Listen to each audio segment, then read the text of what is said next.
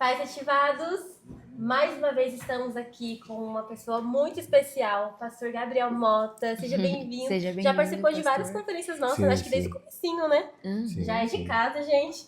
E a gente queria começar, pastor, seja bem-vindo, claro. E a gente quer começar com a pergunta. Nós vamos começar com uma pergunta básica, Sim. que na verdade o senhor já respondeu pra gente ontem, mas pra galera que não conseguiu acompanhar e que pode estar recebendo essa porção, pra você, nos dias de hoje, o que é ser ativado relacionado ao que a gente está vivendo nessa conferência? Primeiro, fala galera, tudo bem? Prazer estar aqui com vocês. E pra mim, cara, eu carrego uma palavra há muito tempo sobre João Batista, Jesus falando sobre ele. Ele fala que Jesus ardia e iluminava. Então, ser ativado pra mim hoje tem que ser alguém que carrega um fogo, mas também esse fogo seja evidenciado através da luz, da iluminação. Então a galera hoje está muito falando que está ativado, até sente algumas coisas, mas a geração está muito sentimental, está muito melancólica e acaba não produzindo fruto. Então, para mim, a maior forma de você ver alguém ativado é se ela está iluminando os lugares que ela está sendo posta ali para representar o evangelho. Para mim é isso. Amém. As evidências, As né? evidências. Na verdade, os frutos precisam estar Isso aí. em evidência. E nesse mesmo contexto de ativação, nós sabemos que o senhor também está bem linkado com a adoração, né? Sim. É o que o senhor vive. E baseado nisso, o senhor acha que a adoração, ela faz parte desse processo de ativação? Como ela faz parte desse processo de ativação? Se ela está linkada ou não? Não, com certeza. A adoração, para mim, é a nossa origem e o nosso destino. Se você for ver, todos os ministérios vão acabar. Não vai ter ação social mais diante de Deus, não vai ter mais pregação da palavra. As únicas duas coisas que vão permanecer eternamente é a oração e a adoração. Então, se a gente não vive uma vida de adoração aqui, a gente deixa de desfrutar um pouco do céu na terra. Então, se algo que move o mundo espiritual, o reino espiritual, é a adoração. Existem batalhas espirituais que nós não vamos vencer só com oração. Existem batalhas espirituais que nós vamos vencer com louvor. Simples adoração, seja um louvor de guerra, ou seja um louvor só de exaltar a Cristo no ambiente, porque existem circunstâncias na nossa vida que o inimigo, as pressões do mundo vão tentar calar a nossa adoração. Tudo que o diabo quer na vida de todo crente, o diabo não quer a sua família, o diabo não quer o seu trabalho, o diabo quer a sua adoração. A família é o cadeado da casa. O teu ministério é o portão da casa, mas a casa mesmo é a adoração. Ele fez isso com o próprio Cristo. Ele falou assim, se você fizer isso, eu vou te dar isso. Se você fizer aquilo, eu vou te dar aquilo outro. No final ele fala assim, se você prostrado me adorar. Então Jesus já entendeu, mostrou para ele assim, então teu objetivo é esse. Então ele fala assim, apartar de mim, porque só ao teu Deus. Ele fala pro diabo, o teu Deus, só ao teu Deus adorarás. Tipo, você é o diabo, mas o meu Deus é o teu Deus também. Então a adoração para mim é fundamental. Fundamental. É estilo de vida, né? Sim, é o cotidiano, é o ordinário. A adoração na verdade, assim, eu creio que Deus ele tá à procura de verdadeiros adoradores. Então, a primeira vez que aparece a palavra adoração na Bíblia é quando Abraão vai sacrificar Isaac. Ele fala assim, nós vamos subir um monte e vamos adorar. Então, ele não ia cantar uma música, ele nem queria cantar no momento, ele só queria obedecer. Então, a adoração tem a ver com obediência, com sacrifício, com honra ao Senhor. E, às vezes, a gente canta para adorar. Uau! O senhor sabe... Perdão. Pode ir, por si. Não, na mesma linha mesmo. O senhor sabe pontuar quando que o senhor foi ativado para esse ministério? Dizer? Eu era adolescente. Assim, eu tenho a minha história é muito doida. Mas eu lembro... Eu lembro não, né? Minha mãe me contando que na barriga ela não tinha feito ultrassom nem nada. Deus usou um pastor amigo nosso, falou, quem tá aí é um menino e ele vai ser do altar. Ele não vai prestar para mais nada nessa vida. Amém. Minha mãe sempre foi uma profeta lá na nossa cidade e Deus usou ele e falou assim, você vai sentar e ele vai estar ministrando sobre as pessoas e tal. Mas até o cumprimento da palavra tem os processos normais, naturais, né? Mas eu lembro que eu fui ativado de verdade na minha adolescência, logo quando estourou um avivamento em BH. Quem estava encabeçando era o Danduque, Antônio Cirilo, Júlio de Oliveira, Ricardo Orbortella, aquela galera lá. E eu fui para lá para viver aquilo. Então eu agradeço muito a Deus e os meus pastores que entenderam, cara, o Gabriel precisa viver isso, porque senão ele vai ser mais um músico. Entendi. vai ser mais um cantor. E a gente não quer isso, a gente quer que ele seja um adorador de verdade ativado ao trono. Então de verdade, a Vera mesmo, sem parar desde os meus 14. Mas eu toco desde 9 anos de idade. Mas até os 14 não era muito crente, não. Amém. Me converti. Glória a Deus. Mas continuando nesse contexto, já que começou muito cedo, né? Aos 14 anos é cedo para viver uma vida de devoção e adoração de forma genuína. O que o Senhor tem para liberar para nós? Não sou Sim, da geração. Não, da de música, adoração, sim. adoração referente à música, não no estilo de vida. Sim. O que o Senhor tem para liberar para esses que estão vivendo hoje essa vida de adoração, de louvor, para conseguir viver mesmo de forma genuína uma vida de adoração, mas não somente no altar? Sim. Cara, eu acho que o mais importante é onde eu fui marcado. Deus não se impressiona com o nosso louvor. Deus não se impressiona com as notas que a gente faz, com o jeito que a gente canta. Muito pelo contrário, os anjos cantam muito melhor do que nós. Mas eu creio que o que de fato o ministro, o músico, quem quer que seja envolvido com arte na igreja, precisa ter uma vida de oração de verdade, sabe? Ter uma vida de jejum, uma vida de... O principal, cara, é meditação na palavra.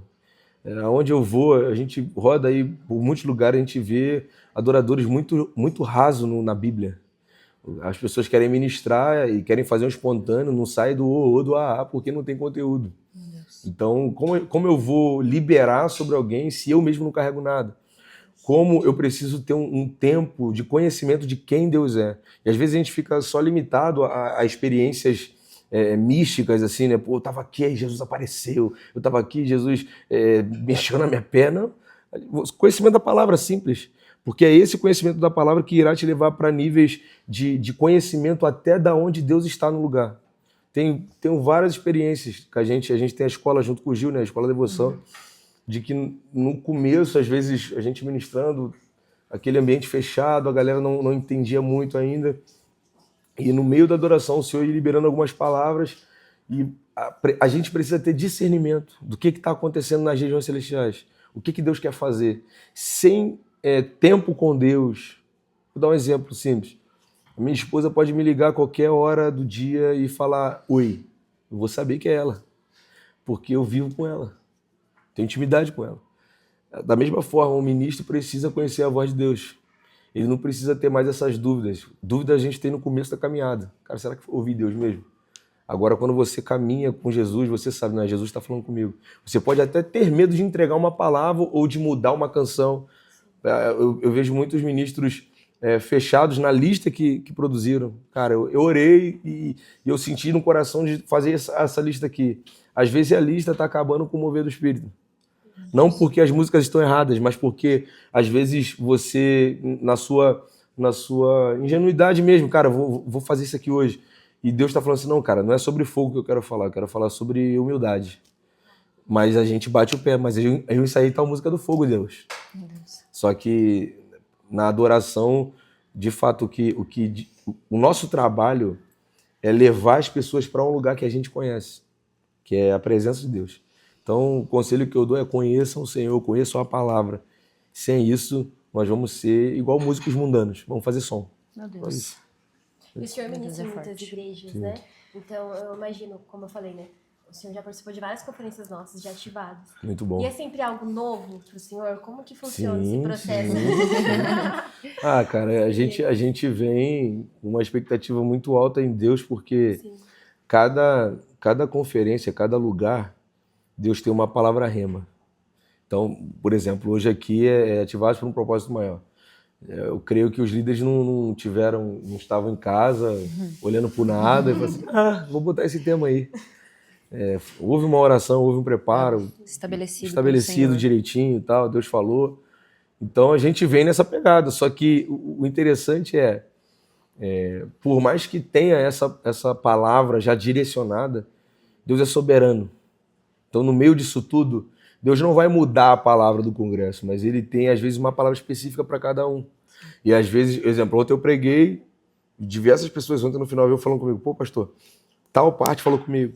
Tal parte falou comigo. Porque cada um vive uma estação diferente em Deus. No mesmo culto que a presença de Deus está forte, no mesmo culto, tem gente chorando e tem gente rindo do lado, você não entende. Porque cada um está vivendo algo com Deus. E da mesma forma são as direções, né? Tem gente aqui que vai ter que parar um pouco, tem gente que vai ter que fazer mais, tem gente aqui que vai ter que se submeter mais à liderança, tem gente aqui que vai ter que pedir o pastor, deixa eu descansar um pouco, não estou aguentando mais muita atividade e tal, tenho que prestar atenção na minha família.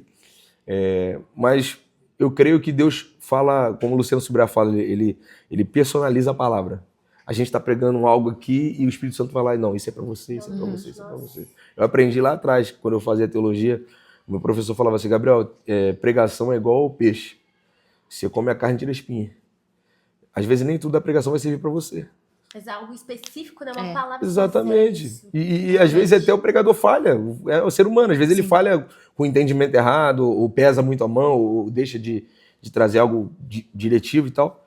Mas eu creio que toda vez, por exemplo, toda vez eu fico agoniado para subir logo.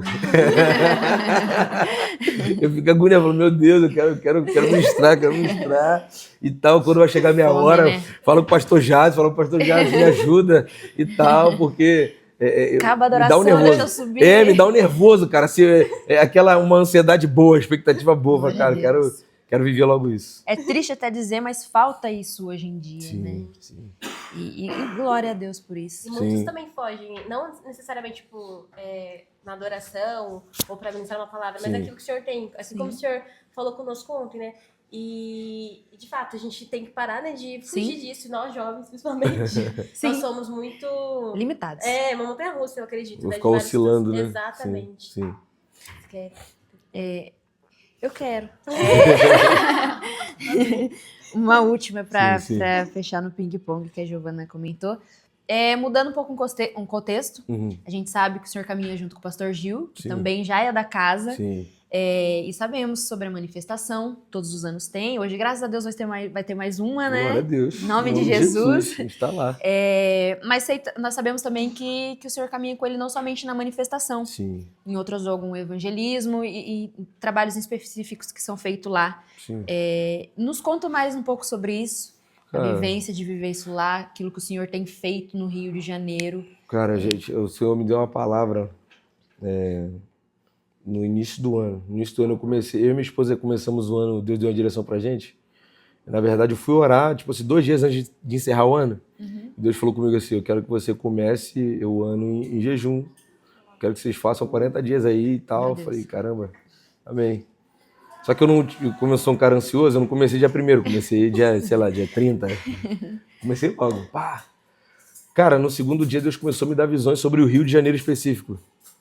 Falando que ia haver uma onda de salvação, que Deus estava precisando, Deus estava levantando missionários de verdade. Glória a Deus. Missionários de verdade. Aí, no meio da visão, Deus me deu... Eu moro num lugar onde tem tipo um mini sambódromo. E tem até um testemunho sobre isso. Quando eu fui morar nesse lugar, Deus falou comigo para levantar um altar de adoração lá. E quando a gente levantou o altar de adoração, mano, não teve carnaval naquele ano. Meu Deus. Tem noção?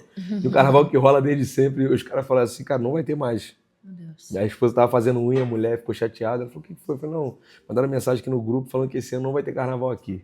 Eu falei, eita. Por isso que eu oro e jejum. Glória. Uma coisa que escandalizou muito a gente foi que tinha muito crente lá no carnaval, curtindo. Meu Deus. E o escândalo era, cara, mas você é crente, mas você tá aqui, ele de boa, pô, tem nada a ver não. Tem muitos ainda que vivem essa realidade, não sabem o quanto é espiritual aquilo tudo, é tudo, vocês sabem, é espiritual, não adianta, não é? Não nada de errado. Não é música, não é nada disso, é espiritual a parada. Uau. Então, assim, a realidade do Rio de Janeiro é muito, muito difícil, a violência está tomando o Rio todo, só que, como o Gil sempre fala, a gente fala também quando a gente vai ministrar, nós cremos que a única solução para o Rio de Janeiro é um avivamento. Não tem outra solução. Não tem um projeto novo do governo, não tem uma polícia mais remunerada, nada. É o Senhor vindo. Então, assim, o que a gente vê, e em muitos lugares, não é só com a gente. A gente tem muitos amigos que trabalham também pelo Rio e eles testemunham da mesma coisa. O nível de violência é alto, o nível de prostituição é alto, corrupção é alto. mas o nível de glória de Deus também é muito alto. Glória a Deus. Porque a gente acredita nessa palavra. Enquanto o trigo está crescendo, o joio está crescendo junto. E a gente só vai ver a separação nos últimos dias, que os próprios anjos do Senhor vão colher. Então eu não sei quem é joio e quem é trigo. Sim. Mas a gente claramente vê que o mundo faz parte desse joio bem claro. Então se está crescendo a escuridão, a luz também está crescendo muito forte. Sim. Então às vezes num lugar que ninguém dá nada, numa favela, numa casa pequena, Gil faz um trabalho lindo lá na Rocinha, sobe Sim. toda semana, ministra para pessoas lá, pessoas têm se convertido, chefes de facções têm se rendido ao Senhor, crianças têm sido tocadas. Eu lembro que quando eu conheci o Gil, a gente já anda alguns bons anos juntos, eu lembro que eu tomei um choque, porque eu fui cobrir um rapaz que estava com medo de ir lá. Eles falaram, cara, vamos lá. Ele, não tenho medo. Aí me ligaram, Gabriel, você tem medo de ir em favela? Eu falei, não, eu moro em uma, então... Vou tranquilo. Tranquilo, vamos lá. Quando eu cheguei, falei com o Gil assim rápido e fui ministrar. Aí Deus me deu uma visão, vocês foram na ação. Você chegou aí na ação antes do campo, antes dessa que teve a última? Sim, na Rua do Baile. Na rua mesmo, do baile. Ali foi a primeira mesmo, sempre foi ali. E não sei se você reparou, pertinho já tem uma esquina. Eu estava ministrando, eu vi uns anjos, parecia até Cupido do amor. Uns anjos muito grandes, dando flechada de fogo no chão. E eu, entendendo nada, falei, meu Deus, o que é isso? Eu ministrando, mas muito real, muito real. Falei assim, meu Deus, será que botar, sei lá. Aí eu não consegui ficar quieto, comecei a falar, porque eu estava vendo e profetizar sobre aquilo. Aí, presença de Deus, e eu lembro que o Gil deu uma parada assim de longe, olhou, nunca tinha me visto, ele parou, olhou de longe. Beleza, aí daqui a pouco... Tô olhando e veio um cara de moto todo de Flamengo assim, tal. O cara tinha uma pistola de ouro, um fuzil de ouro, tinha tudo de ouro, cara, um cordãozão assim. Eu lembro do Gil vindo, dando um tapão no peito do cara, assim, pá! Falei assim, meu Deus, e agora que esse cara vai apanhar? E o cara já caiu da moto assim, chorando, assim, se arrependendo. Eu falei, meu Deus, eu nunca vi isso na minha vida, nunca vi isso na minha vida, assim. A gente já ministrou em presídios, a gente já ministrou em lugares assim terríveis, mas essa ação de você, no meio de uma rua, mano, o cara chegar e ministrar sem medo, eu falei, meu Deus. E é legal, na primeira vez que eu fui lá 3 vezes, na primeira vez que eu fui, eu fiquei da mesma forma, eu fiquei, meu Deus. Porque quando a gente chega, né, na hora que o pastor Gil pede pra gente ir até o evangelismo, quando a gente chega pra falar com eles, assim, existe um respeito para aqueles que levam a oração, que levam a palavra do Senhor, que eles param tudo. Eu lembro que a gente chegou em uma mesa, estava tendo venda. Ele falou, não, para a venda, para tudo. Enquanto a gente não terminou a oração, enquanto a gente não terminou de falar com eles... Porque tem uma cultura na comunidade que eles reconhecem quem é de verdade. Então, dentro de comunidade, tem muito pastor vendido já. Muita igreja vendida. Tem igrejas em comunidades que são financiadas pelo tráfico e tem uma salinha, tem um quartinho que ficam armas lá e tal. Tem muito lugar corrompido. Então, por exemplo, quando o Gil vai fazer marcar a ação, ele tem que ir na associação, ele tem que... Tem todo um decreto. Não pode ter operação no dia. E sempre alguém chega e oferece dinheiro para ele ajudar a obra de Deus ali. E ele sempre fala, cara, não. Por quê? Se a gente aceita, a igreja pede autoridade. Você está cooperando para que o tráfico continue, na verdade. Você pede autoridade. Como é que você vai orar para que Deus venha e você está sendo amigo daquilo ali? Aí eu lembro que nesse dia o Gil veio, pegou o microfone e começou a orar e falou assim, cara, eu sei porque ele está vendo isso. Porque dessa esquina aqui, todo plano de morte sai dessa esquina. É por isso que os anjos estão dando flechada na esquina. Forte. Aí ele falou assim, e só para confirmar, anos atrás, aí tinha uma Assembleia de Deus pequenininha assim, falou assim, anos atrás, uma irmã do Coque falou que tinha anjos aqui liberando, tal. E eu falei assim, meu Deus do céu. E tipo assim, rola muita... Eu creio assim, qualquer tipo de missão em campo, você vê a realidade do evangelho. Sim. Na verdade, existem coisas que você só vai viver em campo. Sim. Existe experiência que você só vai viver em campo. Talvez você em algum outro lugar não veria um anjo dando flechada no chão. Nada. E você traz o senso da realidade do evangelho. Sim. Eu ministro muito em igreja, eu sei que o ministrar em igreja deixa a gente muito idiota. Deixa a gente valorizando muito estrutura, deixa a gente valorizando muito conexões. deixa a gente valorizando muito o network mundano. A gente acha que a gente não vê mais o irmão como um irmão, vê o irmão como uma oportunidade de crescer no ministério. Agora ali, meu irmão, é você, Deus e as pessoas. Eu estava agora aqui em São Paulo, em Santana e Parnaíba, um casal de missionários, só fazem na América Latina inteira missões com índios. Só missões indígenas, assim.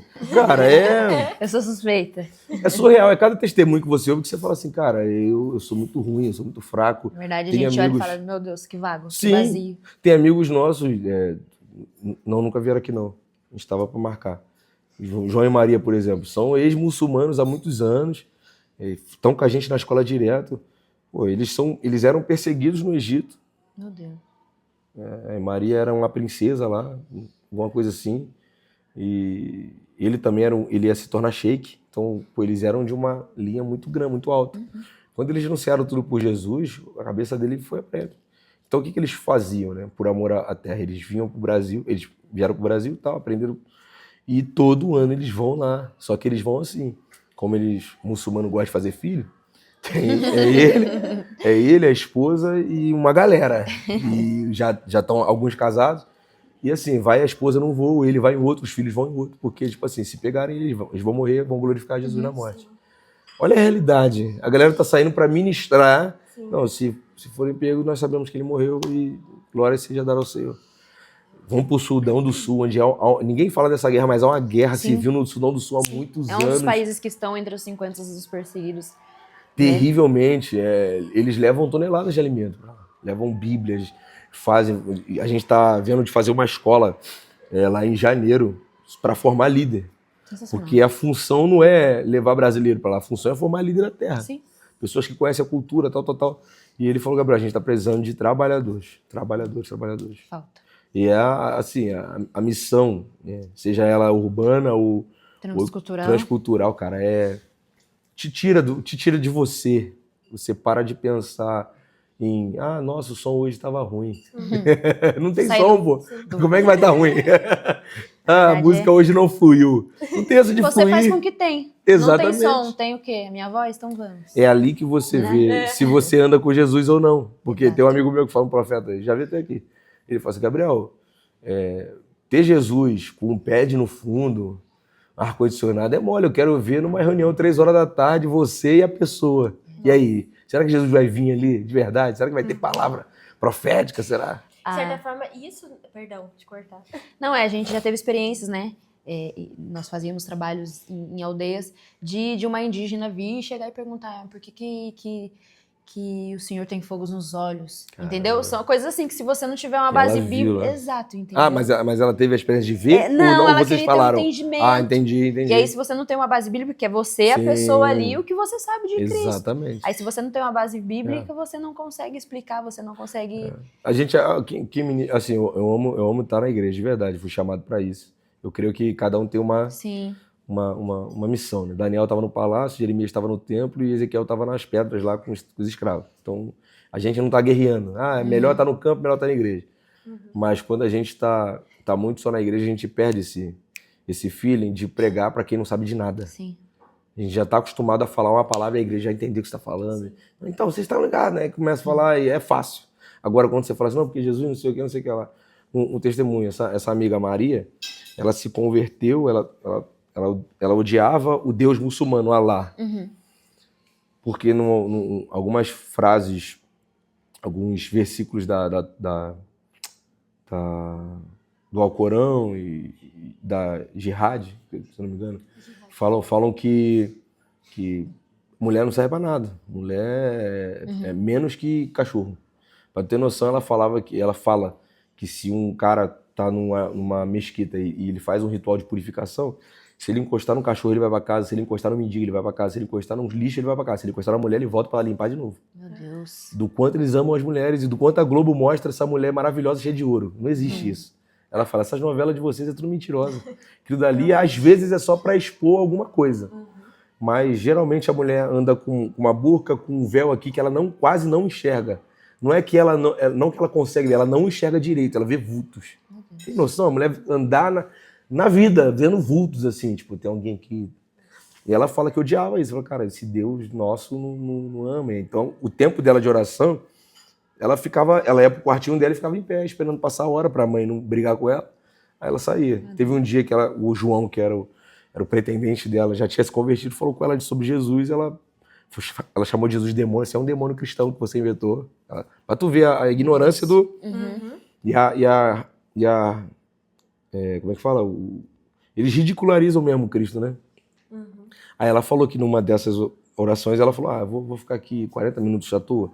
Ela colocou o tapetinho dela, ela baixou e começou a orar para Deus e falar assim, ela falou assim, Jesus, se o Senhor é o Deus de verdade que o João tá falando para mim, fala comigo, faz alguma coisa, me mostra. Aquela oração bem, tipo assim, eu não conheço, eu quero conhecer.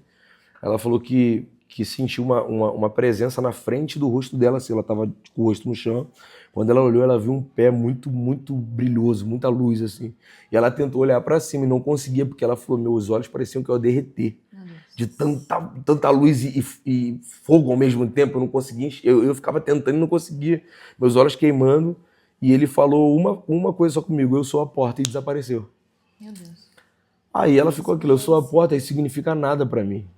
Aí quando ela encontrou o João, ela falou assim, cara, eu orei e eu tive essa visão real, assim, e ele falou para mim, eu sou a porta, o que quer dizer isso? Aí o cara já chora, o cara já tá lendo a Bíblia. Cara, você viu Jesus, porque ele é a porta, tal. Mostrou João 10 para ela. Aí começou um processo. Mas tipo assim, imagina, a missão para Deus é tão importante, aquilo que a gente estava pregando ontem, Deus é um missionário, que tem lugares que a igreja não está indo, mas o próprio Cristo aparece. Porque a igreja não está conseguindo ir de verdade, né? Mas ele fala que estaria conosco até a consumação do século. Ou seja, ele não só envia, ele está com a gente na missão. Tem muitos testemunhos de anjo aparecendo com o rosto de parente. Sim. Tipo, aparece, oi, vem cá. Aí o cara começa a seguir e entra e leva ele para uma igreja subterrânea. Ele já chega lá. Não, o meu primo estava aqui, me trouxe aqui e tal. Aí começa a pregação do evangelho. E é no campo, né? E nesse contexto que você comentou, de fato, a gente às vezes se molda tanto, né, nas quatro paredes de igreja, tudo, Sim. a gente já chega, já assiste o culto, já vira até um comodismo, de certa forma, assim, Sim, né? sim. E saindo, a gente tem muito mais experiência, o nosso secreto também muito mais Sim. experiências, aqui, na verdade, seria o ideal, né? Entregar Sim. aquilo que você já vive. Já e essa vive. vivência, de certa forma, é uma adoração e Sim. é uma entrega, né? Sim. Eu vi o Theo Hayashi falando que a gente tem que parar de ser crente gordo, de só receber. É isso. Você não E liberar imagina ninguém isso, aqui é dentro, isso. assim, né? É isso. A maioria já conhece. Um ministro, um tempinho atrás, veio para mim e falou assim, pastor, eu tô orando igual Elias, para Deus derramar fogo na igreja, derramar fogo na igreja. Aí eu falei assim, mano, beleza, mas Elias, ele orou pedindo um sinal, assim, da presença, pra uma galera não crente, pô. O crente não precisa ser alimentado por fogo toda hora, não. O crente já sabe que tem e mantém. Sim. Então, às vezes a gente quer manifestações maiores, mas talvez não tá servindo. Vai servir para quê? Pra gente engordar espiritualmente? Sim. É isso. Amei. Dá pra conversar muito mais, dá vontade de ficar, né? Conversar muito mais, mas a gente queria agradecer. Amém, né? amém. Senhor, tudo que o Senhor liberou sobre as Sim. nossas Amém. vidas, que o Senhor continue te enchendo, te Em usando nome de poderosamente Amém. pra honra e glória dele. E, gente, É isso, galera. tem mais. Obrigada, viu?